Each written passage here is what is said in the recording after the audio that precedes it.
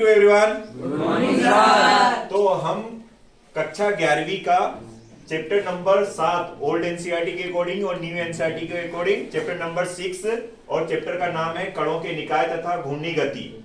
तो परीक्षा बोध का पहला क्वेश्चन जो दिया गया है, जो नई परीक्षा बोध है 2024 की, उसका पहला क्वेश्चन है, उसी को सॉल्व करते हैं। पहले क्वेश्चन को समझते हैं, उसके बाद में जो हमने हल किया है उसको भी हम अच्छे से वन बाय वन समझेंगे। बहुत इंपॉर्टेंट क्वेश्चन है और ऐसे क्वेश्चन सीबीएसई में पूछे गए हैं। हो सकता है आपके बोर्ड में भी, एमपी बोर्ड में भी ये पूछे जाए। तो पहले क्वेश्चन को समझते हैं। क्या ये क्वेश्चन नंबर हमारा पहला है। 2, 3, 4 किलोग्राम द्रव्यमान वाले 3 कण 1 मीटर भुजा वाले समबाहु त्रिभुज के तीनों कोण पर रखे हैं। निकाय का द्रव्यमान केंद्र ज्ञात कीजिए। मतलब एक समबाहु त्रिभुज बना है और समबाहु त्रिभुज के बारे में आप लोगों को सबको पता ही होगा। समबाहु त्रिभुज एक ऐसा त्रिभुज होता है जिसकी तीनों भुजाएं बराबर होती है, जो कि आपको ऑलरेडी दी हुई है, 1 मीटर दी हुई है। तीनों भुजाएं कितनी दी है बेटा? 1 मीटर। और प्रत्येक कोण पर, पहले वाले कोण पर हमने माना 2 केजी, दूसरे पे माना 3 और तीसरे पे कितना है? 4 केजी। अब यहां से यहां तक की दूरी है भाई, यहां तक की दूरी कितनी थी? 1। और ये दूरी भी कितनी है? 1। और ये वाली दूरी भी कितनी है? 1, क्योंकि ये भुजाएं सबकी कितनी है? 1 मीटर। अब हमें क्या ज्ञात करना है? द्रव्यमान केंद्र ज्ञात करना है एक सिस्टम का।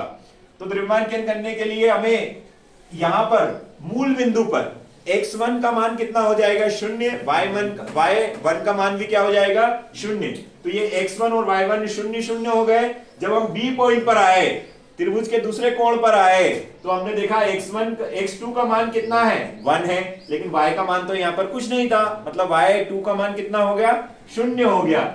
जब हम इस पर आए तो x3 का मान हमने देखा, ये जस्ट मिडिल में है, मिडिल में है, एक के मध्य में है। एक के मध्य में क्या होगा? 0.5 मीटर या 1/2 मीटर भी कर सकते हैं। और y3 का मान हमने कैसे निकाला? तो y3 का मान के लिए हमने क्या लिया? ये राइट एंगल ट्राइंगल लिया, मतलब समकोण त्रिभुज लिया। और समकोण त्रिभुज में हमने क्या यूज किया? पाइथागोरस प्रमेय।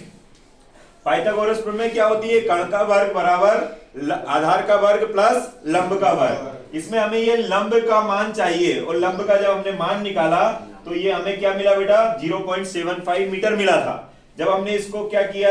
सॉल्व किया, रूट से बाहर निकाला, तो ये हमें √3/2 मीटर मिल गया। कितना मिल गया? √3/2 मीटर।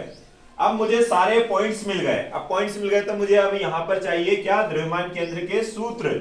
और द्रव्यमान केंद्र का सूत्र एक्स एक्सिस में क्या होगा वो देखना है। तो एक्स अक्ष के लिए पहले देखते हैं। तो कितने बिंदु हैं?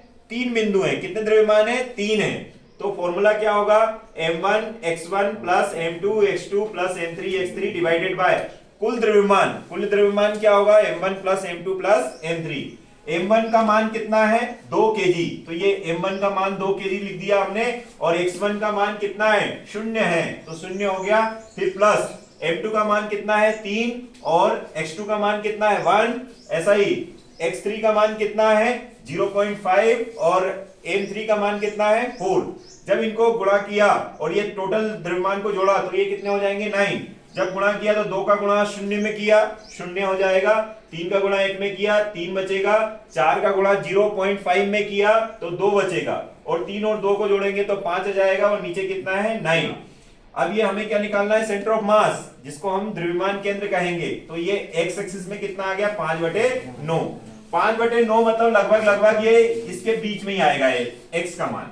अब हम बाय सेंटर ऑफ मास हम या द्रव्यमान केंद्र हम बाय एक्सिस में निकालेंगे, बाय अक्ष में निकालेंगे, बाय अक्ष में निकालेंगे। फॉर्मूला वही होगा m1 y1 plus m2 y2 plus m3 y3 divided by m1 plus m2 plus m3।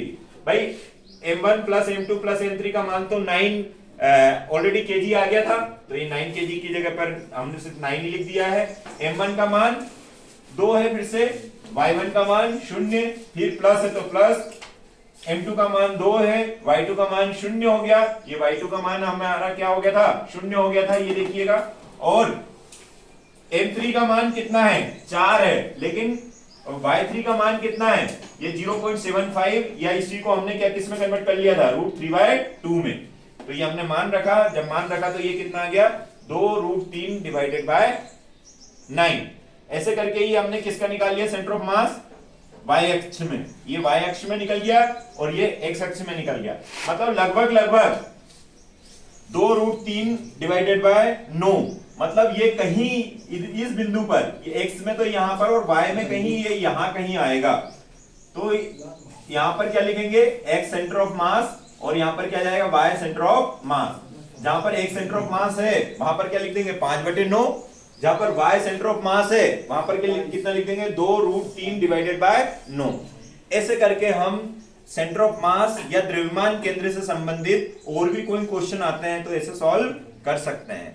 I hope समझ में आ गया होगा। Okay, thank you.